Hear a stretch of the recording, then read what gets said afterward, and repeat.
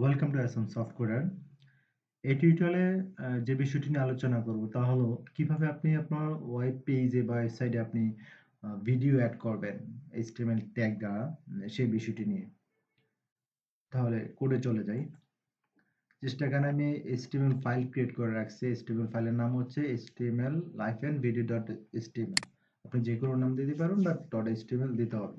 ওকে, HTML এর যে basic ট্যাগগুলো নিয়ে আসি বা বয়লার প্লেট বলতে পারেন। ওকে, জাস্ট এখানে আমি টাইপ করে দিলাম HTML ভিডিও। ওকে, প্রথমে যে ট্যাগটা লিখবেন সেটা হচ্ছে ভিডিও। ভিডিও, এরপর আপনি এটাকে ক্লোজ করে নেবেন।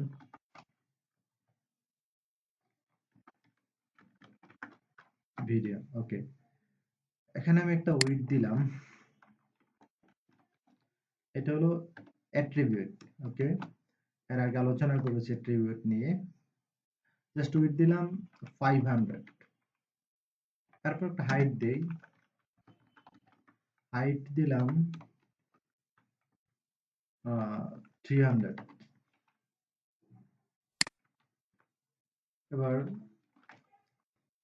সোর্স, SOUR সোর্স, এটার একটা সোর্সটা হচ্ছে src ইকুয়াল ডাবল কোটেশন। আমি ডিরেক্টরিটা দিয়ে দেবো যেখানে ভিডিওটা আছে, যে ফোল্ডারে আছে সেই ফোল্ডারে ডিরেক্টরি দিয়ে দেবো।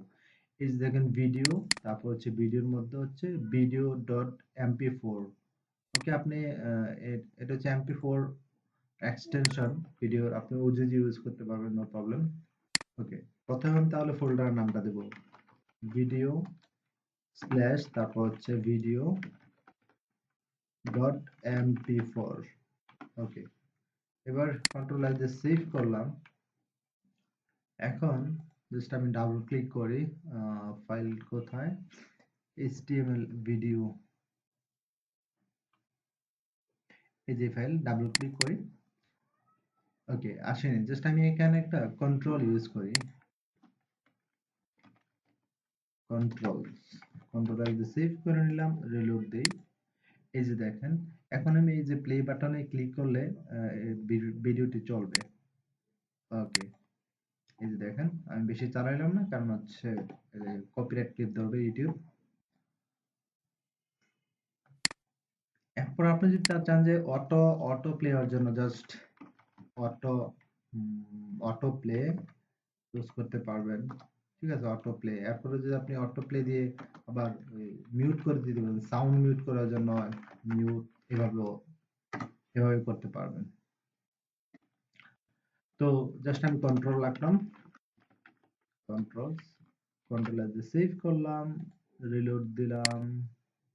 এই যে এখানে আপনি প্লে বাটন ক্লিক করলে ভিডিওটি চলবে। তো ভালো থাকবেন, আর এই চ্যানেলটি অবশ্যই সাবস্ক্রাইব করবেন, আর পাশে থাকা বেল বাটনে ক্লিক করে রাখবেন। নতুন নতুন টিউটোরিয়াল আপলোড করলে আপনি নোটিফিকেশন পেয়ে যাবেন।